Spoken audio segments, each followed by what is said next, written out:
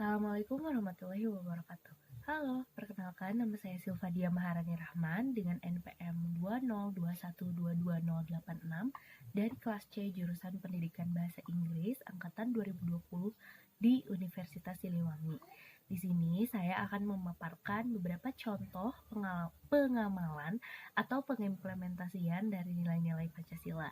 Video ini dibuat untuk memenuhi tugas akhir dari mata kuliah Pendidikan Pancasila. Selamat menyimak. Pertama yaitu ketuhanan yang Maha Esa. Nah, pengimplementasiannya bisa berupa dengan 1. Warga Indonesia harus percaya dan takwa terhadap Tuhan Yang Maha Esa sesuai dengan agama dan kepercayaannya masing-masing. Jadi kita harus memeluk suatu agama. Lalu yang kedua ada saling menghormati kebebasan menjalankan ibadah sesuai dengan agama dan kepercayaannya. Jadi tidak boleh membeda-bedakan atau mengucilkan seseorang hanya karena cara beribadah mereka dan kepercayaan mereka itu berbeda dengan kita. Lalu yang ketiga adanya kerjasama antar pemeluk agama yang berbeda demi membina kerukunan bersama, yaitu bisa dengan saling membantu dalam acara keagamaan masing-masing agama. Misalnya kita sebagai umat muslim membantu saudara kita yang berumat Nasrani dalam menjalankan acara keagamaannya dengan meminjamkan beberapa peralatan seperti sound system yang sekiranya dibutuhkan untuk acara keagamaan. Lalu yang terakhir, tidak memaksakan suatu agama dan kepercayaan kepada orang lain. Jadi kita tidak boleh memaksakan seseorang itu harus sama dengan kita. Jadi intinya kita harus memiliki sikap toleransi beragama. Sila kedua yaitu kemanusiaan yang adil dan beradab. Pengimplementasiannya dapat berupa mengakui persamaan derajat, persamaan hak dan kewajiban asasi antar sesama manusia sesuai dengan harkat dan martabatnya sebagai makhluk Tuhan Yang Maha Esa. Jadi kita harus mengakui persamaan derajat, hak dan kewajiban kita sebagai manusia karena kita adalah umat yang beragama.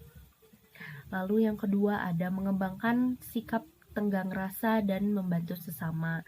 Jadi kita tidak boleh bersikap semena-mena atau merasa lebih tinggi dari yang lain dan sebagainya.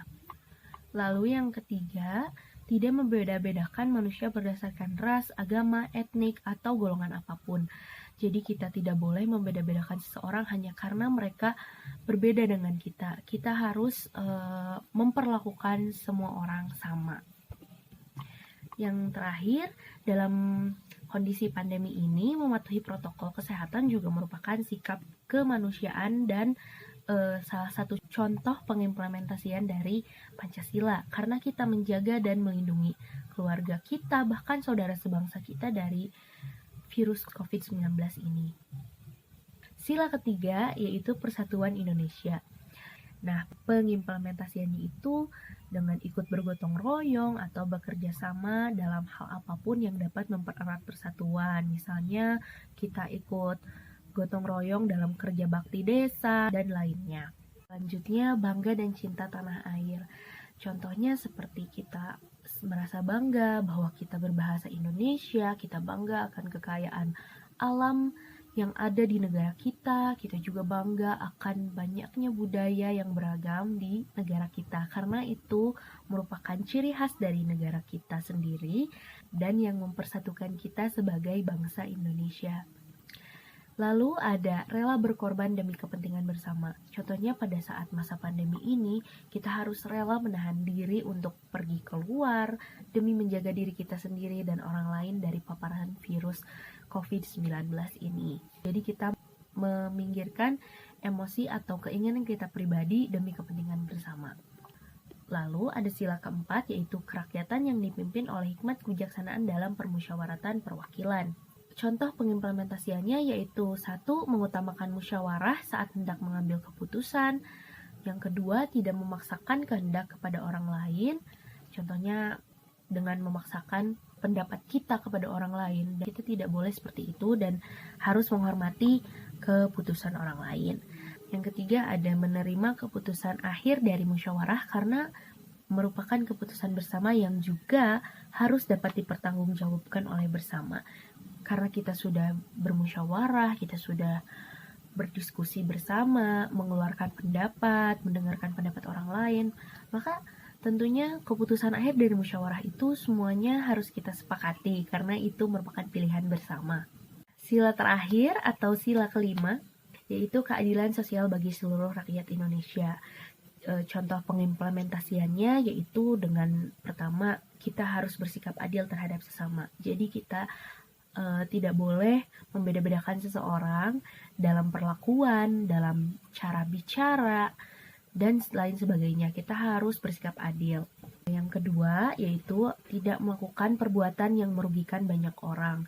Kita tidak boleh melakukan sesuatu hanya demi untuk memuaskan keinginan kita pribadi, namun itu juga dapat merugikan banyak orang. Itu sangat tidak adil, karena itu hanya adil bagi kita sendiri.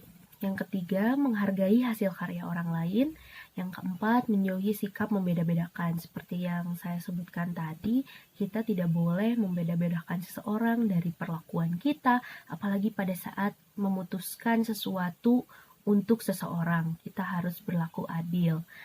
Nah, dapat kita simpulkan bahwa pengimplementasian dari nilai-nilai Pancasila ini dapat kita lakukan dalam keseharian kita sendiri. Nilai-nilai ini pun saling terhubung satu sama lain. Contohnya, seperti apabila kita mengembangkan rasa toleransi terhadap pemeluk agama lain, hal itu bukan hanya memenuhi pengamalan nilai Pancasila pertama, yaitu sila ketuhanan yang Maha Esa, namun juga sila kedua atau sila kemanusiaan yang adil dan beradab.